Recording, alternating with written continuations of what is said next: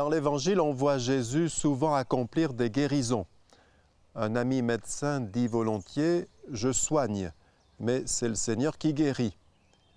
Un jour, je me trouvais dans la chambre d'un hôpital dont j'étais l'aumônier. Arrive un médecin. Alors je lui dis « Docteur, vous avez la priorité ». Il me répond « Non, je repasserai. Votre médecine vaut bien la mienne ».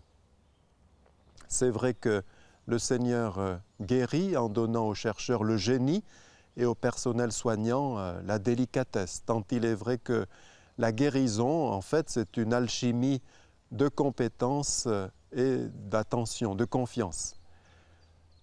Mais est-ce que Jésus guérit directement encore aujourd'hui? Nous le croyons, notamment lorsque l'Église béatifie un chrétien ou une chrétienne, ou en canonise un autre, nous savons qu'il y a eu miracle. Par exemple, on se rappelle le miracle de la guérison du petit Pietro Schiliro, un enfant de 9 ans qui a été guéri par l'intercession des parents de Sainte Thérèse de l'Enfant Jésus qui ont permis, ce miracle, disons, a permis de savoir qu'ils étaient saints. Revenons un instant sur la guérison de Sœur Marie Simon-Pierre qui a permis à l'Église de savoir, d'être sûr que Jean-Paul II était bien heureux, que c'était bien la volonté du Seigneur qu'il soit béatifié. On sait, elle a été guérie de la maladie de Parkinson. Et à ce moment-là, dans toute la France, beaucoup se sont montrés sceptiques. Le docteur Patrick Tellier, qui a été responsable du bureau médical de Lourdes pendant plus de 11 ans, chargé donc d'accueillir les témoignages de guérison, leur a répondu, je vous en donne quelques extraits. L'analyse la plus touchante, écrit le docteur Patrick Tellier, est celle du médecin qui soutient naïvement « ce n'est pas possible de guérir du Parkinson, donc le miracle est impossible ». Mais le miracle, c'est justement l'impossible qui se réalise. Mais ce qui revient le plus souvent, c'est de soutenir qu'on ne guérit jamais de cette maladie et donc que l'on s'était trompé forcément dans le diagnostic initial. Là, ce n'est pas très confraternel. Autre argument fallacieux, ce n'était évidemment pas Parkinson puisqu'on n'en guérit pas, mais peut-être une forme clinique spontanément curable. Alors là, j'aimerais qu'on me présente d'autres formes cliniques spontanément curables de la maladie de Parkinson. Malheureusement, il n'y en a pas dans toute la littérature médicale. Enfin, autre argument particulièrement de mauvaise foi, écrit le docteur, tout ça, c'est de la supercherie, de l'hystérie, ce qui n'a rien d'étonnant venant d'une femme, qui plus est d'une bonne sœur. Pardon, cher esprit critique, avez-vous seulement pris la peine d'entendre et de lire le témoignage de la sœur?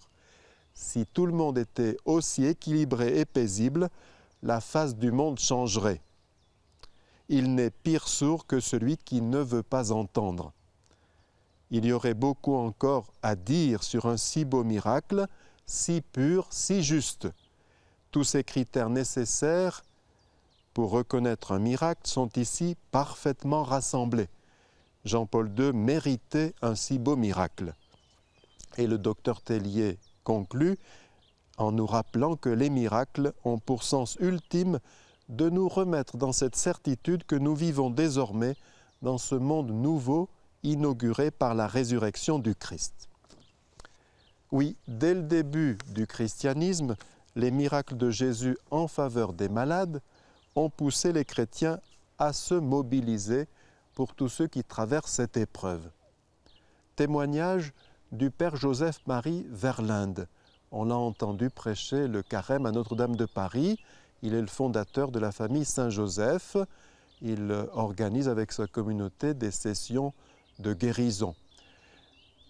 Or, c'est un grand intellectuel, il est docteur en sciences physiques.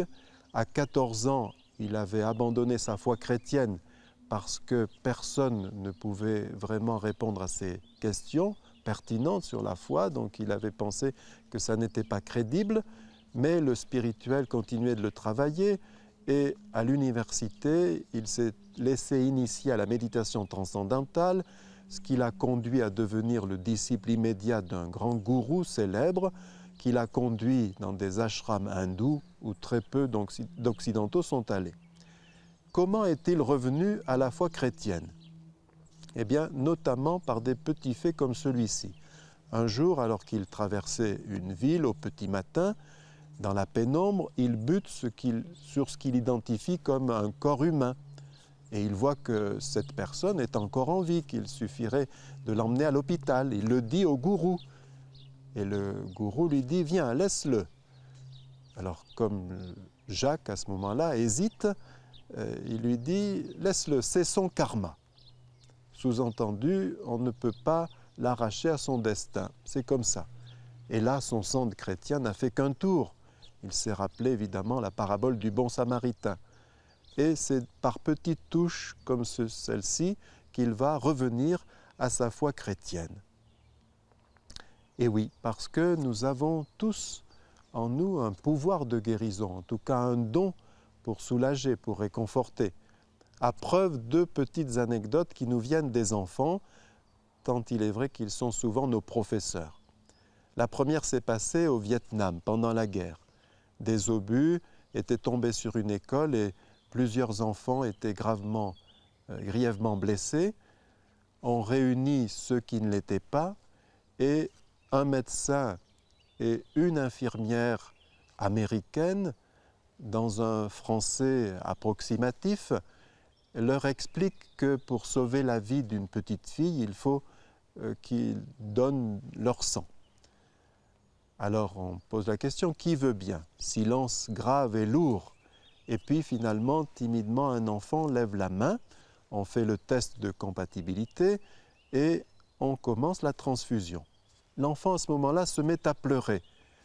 L'infirmière lui demande s'il a mal, il répond que non. Mais il se remet à sangloter encore plus fort. Alors on appelle une infirmière vietnamienne qui vient parler au petit Hung.